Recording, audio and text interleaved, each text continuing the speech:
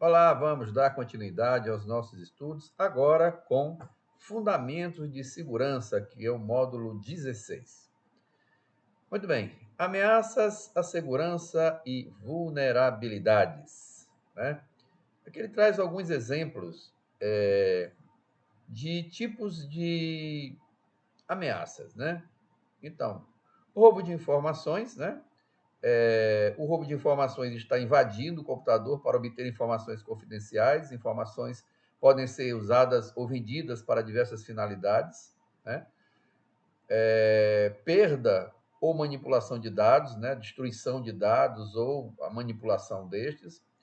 Roubo de identidade, né? Para se passar por você e poder linhas de crédito, compras indevidas, né? Ou interrupção de serviço, né? A negação de serviço. Um determinado site que provê algum serviço, ele pode ser atacado e ficar fora do ar. Então, são alguns tipos de ameaças. Né?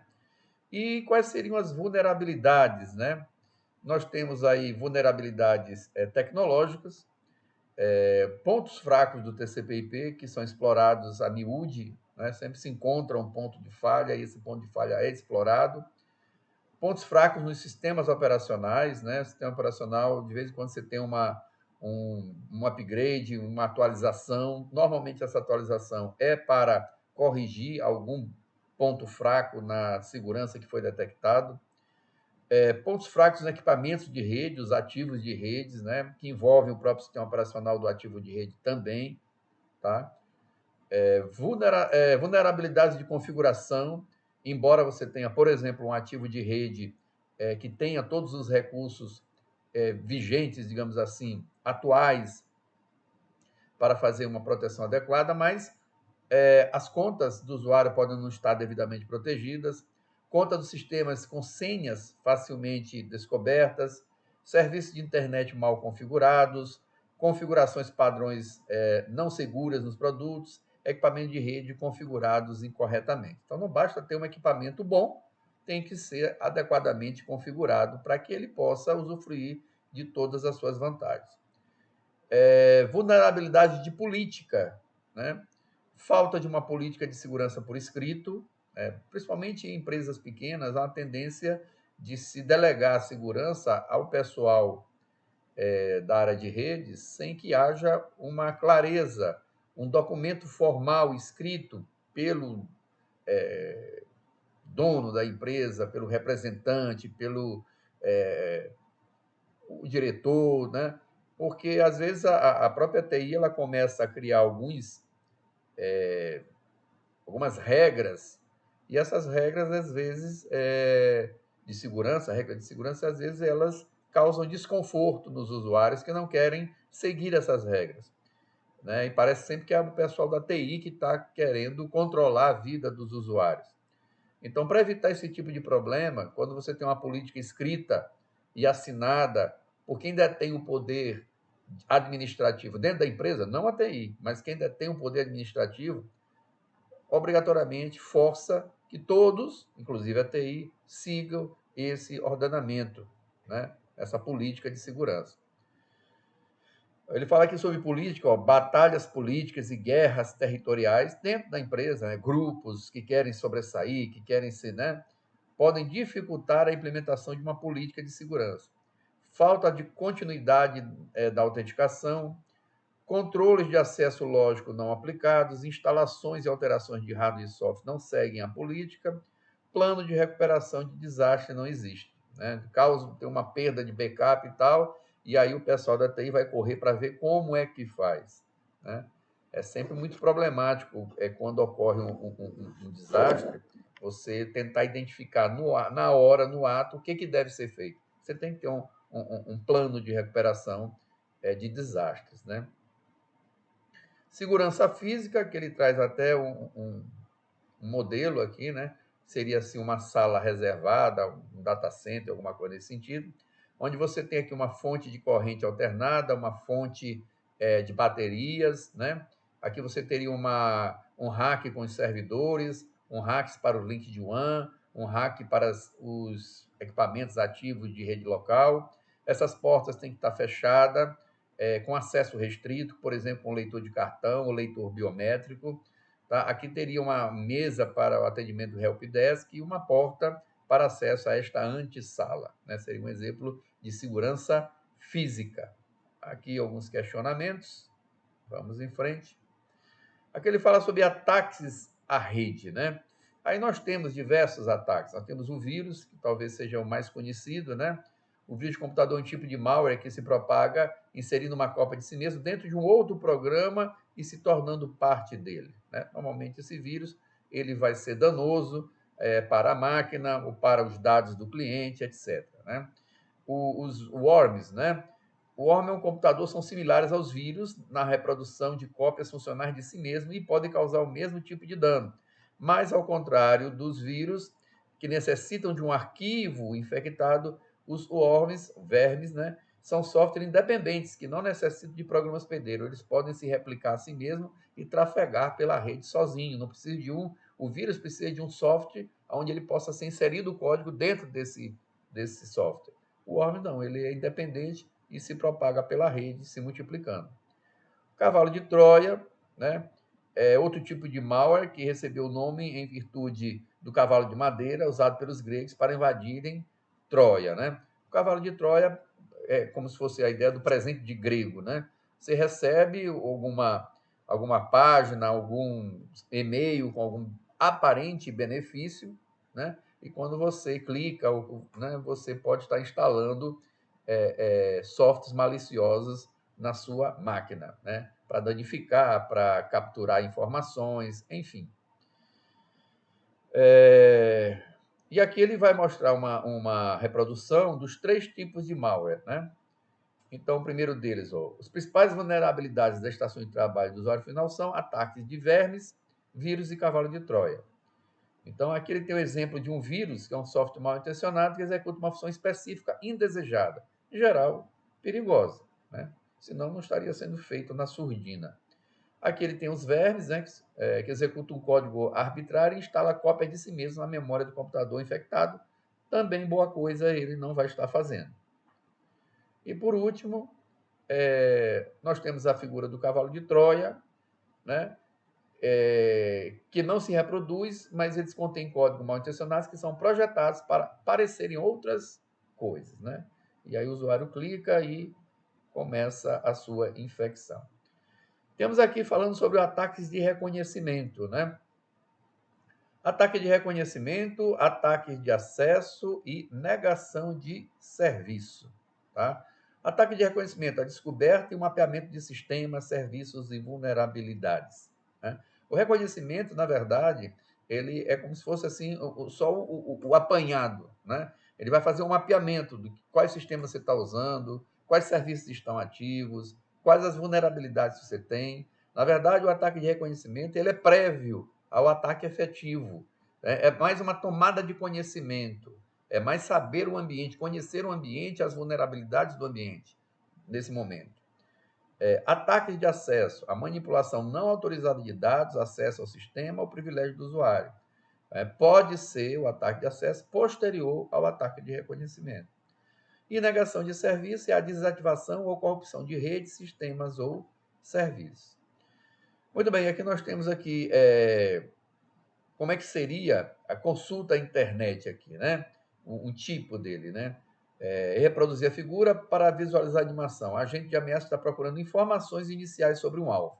Então, seria aqui uma prévia, né? Então, ele faz uma varredura, ok? E faz uma tentativa de descoberta das informações desse provável alvo, né? Nesse caso aqui, com a varreduras de ping, né? O que ele faz com essa varredura de ping? É como se ele fizesse um ping em todos os hosts de um determinado intervalo de redes, para ver se tem alguém ou quais máquinas vão responder com o ICMP.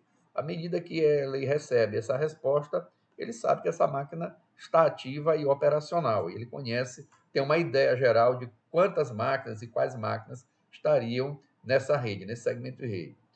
Verificação de porta seria posterior à verificação do ping. Uma vez que ele identificou uma máquina, ele pode querer saber que portas, que serviços estão abertos nessa máquina. Então, ele faz uma varredura geral de portas para cada IP que ele recebeu o ping retornando como funcional e aberto. Ok? Ataques de acesso, temos ataques de senha. O ataque de senha pode ser um ataque de força bruta. Um ataque de força bruta seria, por exemplo, se você considerar um exemplo bem didático, que a senha são quatro números, no caso de 0 até 9.999, um ataque de força bruta seria fazer um algoritmo que contasse de 0 até 9.999 e testasse cada um desses números tentando acessar um determinado dispositivo. Esse seria um ataque de força bruta. Ataque de cavalo de Troia é a ideia do cavalo de Troia de mandar uma informação que parece uma informação, um site ou uma informação interessante e fidedigna, a pessoa clicando, né, ele vai instalar algum software e dispositivo na sua rede. E sniffer de pacotes é você ficar cheirando, snifar, cheirar, ou seja, observar o tráfego da rede, capturando os quadros na camada 2 ou na camada 3, os pacotes, que estejam trafegando na rede e analisando cada um deles para tentar identificar alguma senha em aberto, não criptografada, etc., assim, alguma coisa nesse sentido. Ok? Exploração de confiança, né? Neste exemplo aqui, nós temos o sistema A e o sistema B, né? Vamos ver como é que se comporta aqui o ataque de confiança. O sistema A confia em B e o sistema B confia em todos os sistemas, ok? O invasor quer obter acesso ao sistema A. Eu não posso acessar o sistema A, mas o B está aberto, tem uma falha em B. Então ele consegue acessar em B, e uma vez que ele consegue acessar em B e A confia em B, ele automaticamente, por tabela, digamos assim, vai chegar até o sistema A, que é o objetivo dele. Tá? Redirecionamento de porta. Né? Aqui nós temos um exemplo aonde a agente de ameaça, a fonte atacante com destino à máquina A, né?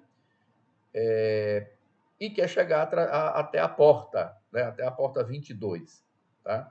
Aqui eu tenho a origem do invasor com destino B na porta 23. Então, ele consegue chegar até o host comprometido, fazendo o acesso pela máquina que foi invadida.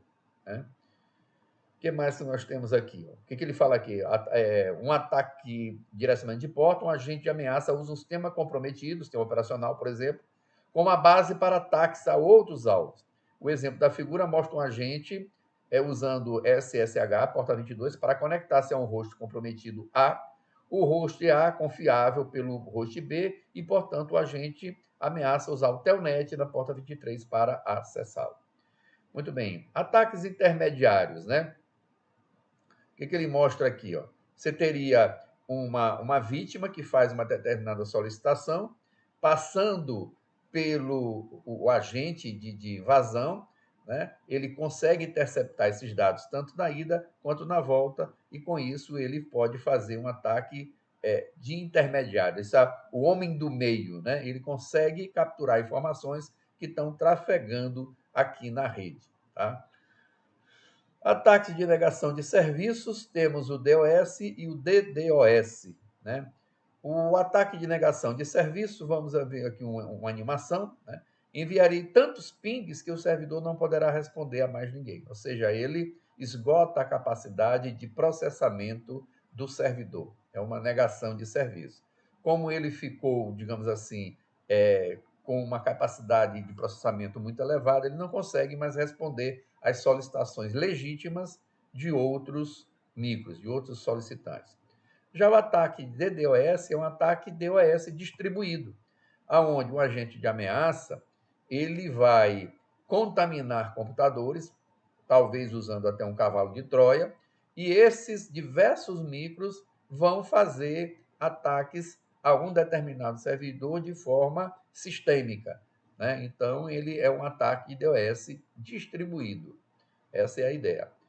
mais uma visão de compreensão, aqui alguns laboratórios. Como é que a gente pode mitigar esses ataques à rede? Né? Como é que eles podem ser feitos? Tá? Então, nós temos alguns recursos. Nós temos aqui um firewall, aqui o exemplo do firewall ASA da Cisco. Nós temos o IPS, que é a detecção de intrusão. Temos servidores de autenticação, suítes camada 3 e camada 2, que devem estar devidamente também protegidos.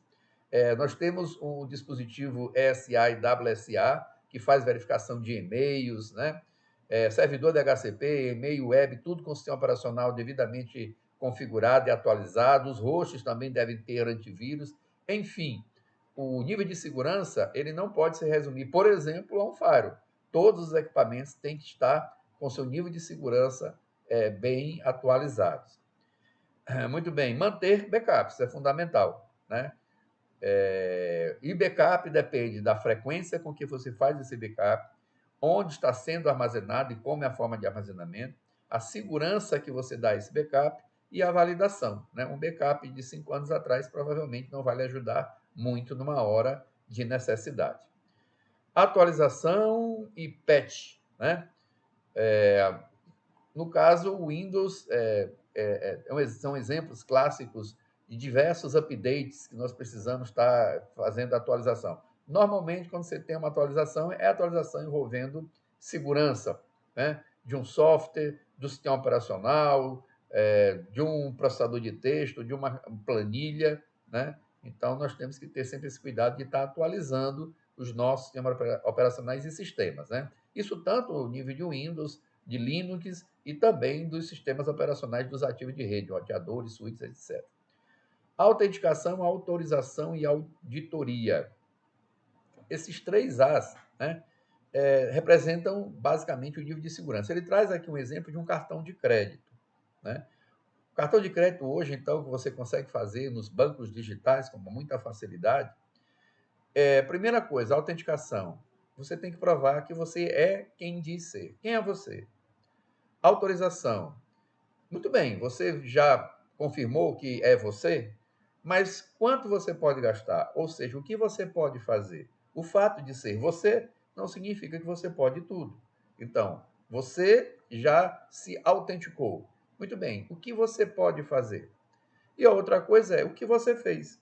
No caso do cartão de crédito, é em que você gastou. Né? Então, são os 3 As. Autenticação, quem é você? Autorização, quanto você pode gastar? E contabilização, o que você gastou. Em rede de computadores, você tem que provar que você é você, o que você pode fazer e o que você fez. Né? Seriam os 3 As. Firewall, né? Paredes de fogo, né? São dispositivos que permitem aqui, no caso, internamente, uma solicitação sair para a internet e retornar sem problema, porque a sua origem foi interna. Agora, origens de transações da internet para dentro, a origem sendo externa, isso será bloqueado. Esse é o princípio básico de um firewall. Ele permite que o tráfego interno tenha uma resposta externa, mas o tráfego externo não pode iniciar uma transação para dentro da sua rede. Esse é o princípio básico de funcionamento.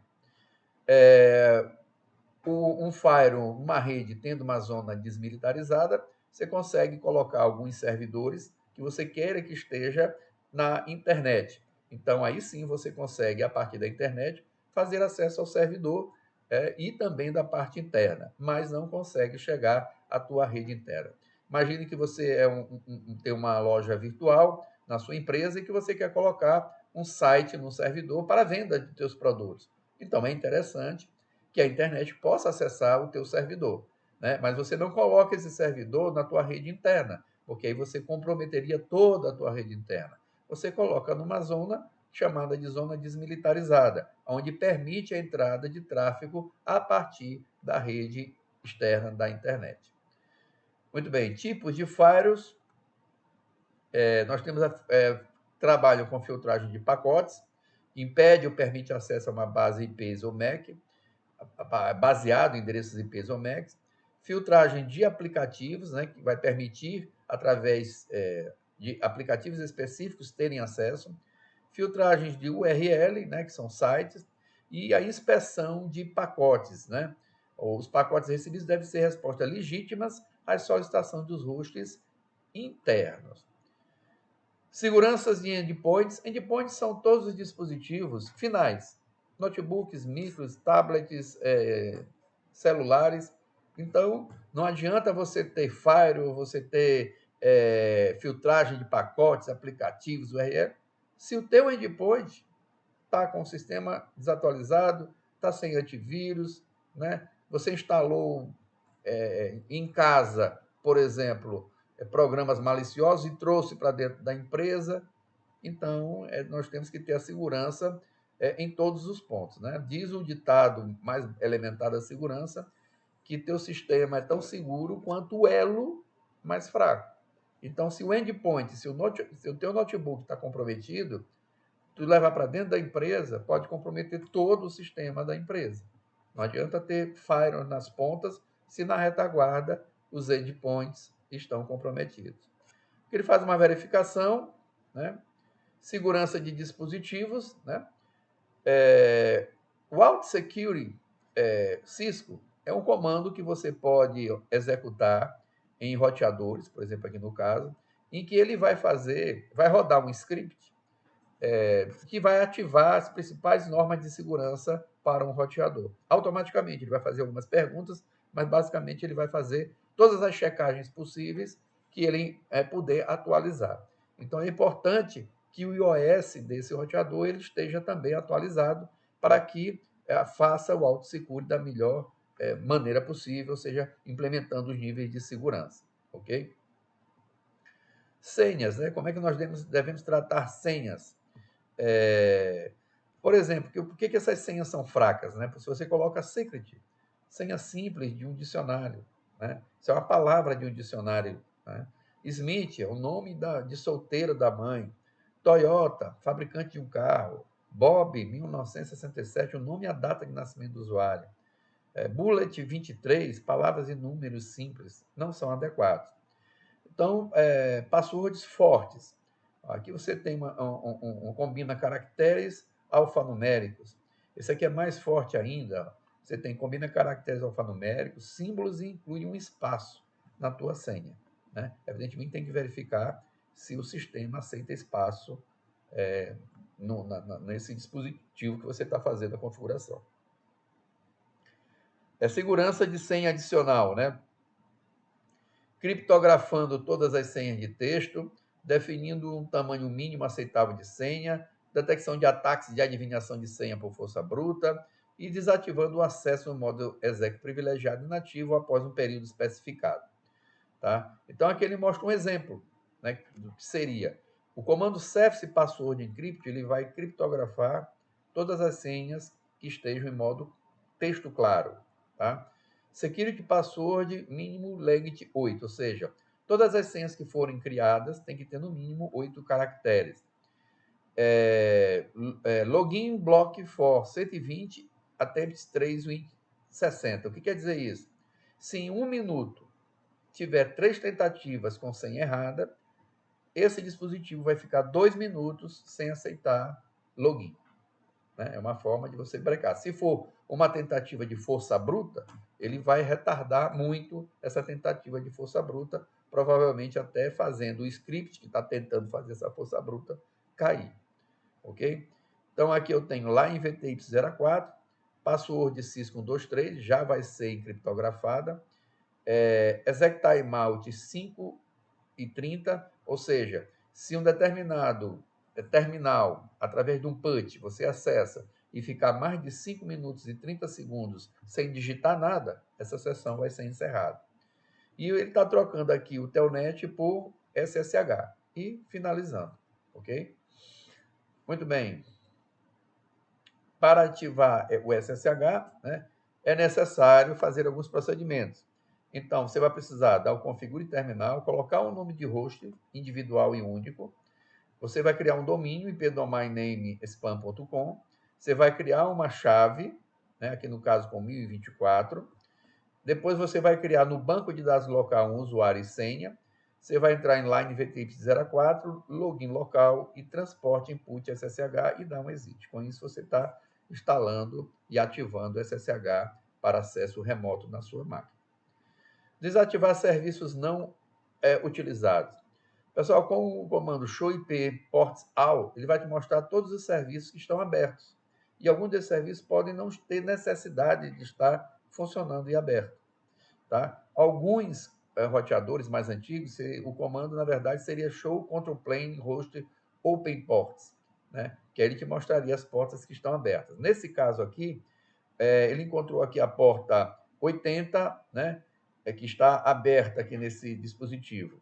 E ele também tem aqui a porta de Telnet, né? Ó, SSH e Telnet. Como não se vai fazer acesso por HTTP, né, por www, porta 80, então ele deu o comando no IP HTTP server, ou seja, desabilita o serviço HTTP. Já é uma porta a menos de tentativa de invasão. Aí ele coloca line VTX 0 a 15, transporte input SSH para trocar o acesso Telnet por SSH. Sabemos que o Telnet não é seguro, porque todas as informações viajam, trafegam em texto claro. Muito bem. E aí, com isso, nós finalizamos mais um módulo. Até o outro momento.